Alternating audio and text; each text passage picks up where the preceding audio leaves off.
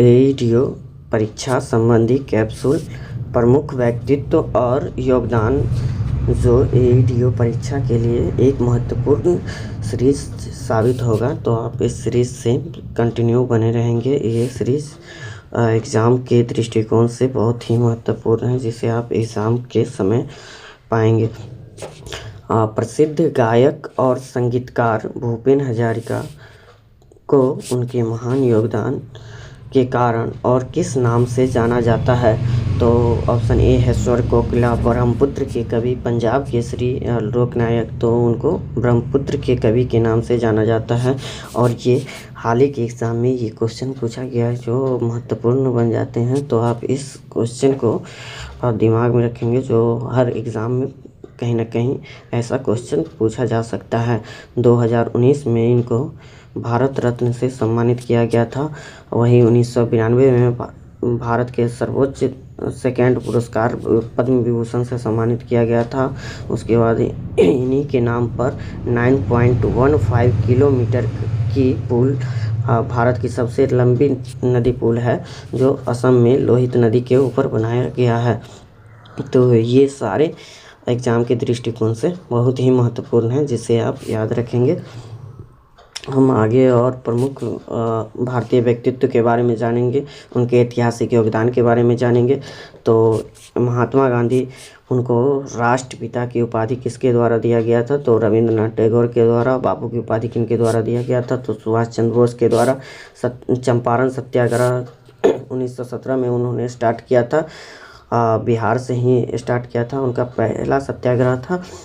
उसके बाद असहयोग आंदोलन 1920 में, सविनय अवज्ञा आंदोलन 1930 में, भारत छोड़ो आंदोलन 1942 में, जो एग्ज़ाम में क्रम वाइज पूछे जाते हैं। तो आप इसे याद रखेंगे। सत्य के साथ मेरा प्रयोग उनकी आत्मकथा है। और हिंद स्वराज, साबरमती आश्रम, हरिजन सेवक संघ इनके महत्वपूर्ण संगठन है और आत्मकथा है, जिसे आप याद रखेंगे।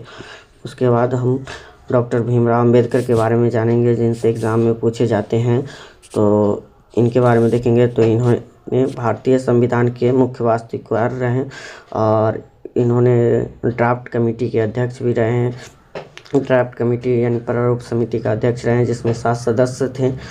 दलितों, शोषितों और पिछड़ों के अधिकारों के लिए संघर्ष, सामाजिक समानता और न्याय की स्थापना किया था। इन्होंने बहिष्कृत हितकारिणी सभा 1924 में इन्होंने स्थापित किया था। इंडिपेंडेंट लेबर पार्टी का गठन किया। एनिहिलेशन ऑफ द कास्ट का गठन किया। द अनटचेबल्स की स्थापना की। तो एनिहिलेशन ऑफ द कास्ट और द अनटचेबल, इनकी कृतियाँ बार बार पूछी जाती है। उसके बाद बहिष्कृत हितकारिणी सभा 1924 में स्थापित किया।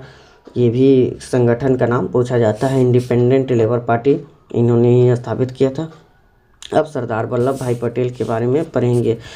इन्हें लौह पुरुष के नाम से भी जाना जाता है। इन्होंने 560 से अधिक रियासतों का भारतीय संघ में एकीकरण किया। प्रथम गृह मंत्री बने और उप प्रधानमंत्री भी इन्होंने प्रधानमंत्री पद का भी शपथ ग्रहण किया। 1918 में खेरा सत्याग्रह के दौरान इन्हें सरदार की उपाधि दी गई थी। बारदौली सत्याग्रह 1928 में इन्होंने शुरुआत किया।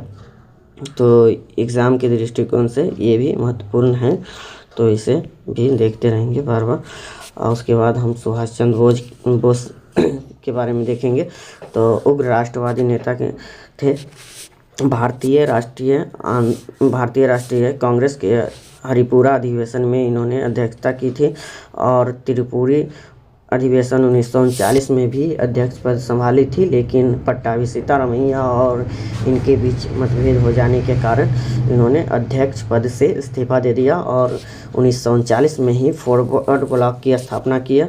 आज़ाद हिंद फौज का पुनर्गठन किया। तुम मुझे खून दो मैं तुम्हें आज़ादी दूंगा का नारा इन्होंने ही दिया। तो ये महत्वपूर्ण व्यक्तित्व हैं।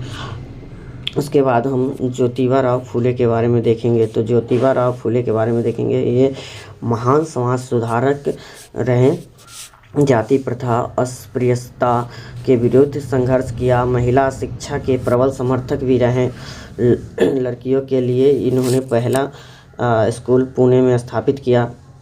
जो 1848 में किया था। सत्यशोधक समाज की स्थापना 1873 में किया। गुलामगिरी पुस्तक लिखी, तो इनकी गुलामगिरी पुस्तक बार बार पूछी जाती है। और सत्यशोधक समाज भी पूछी जाती है, जो 1873 में इन्होंने स्थापित किया।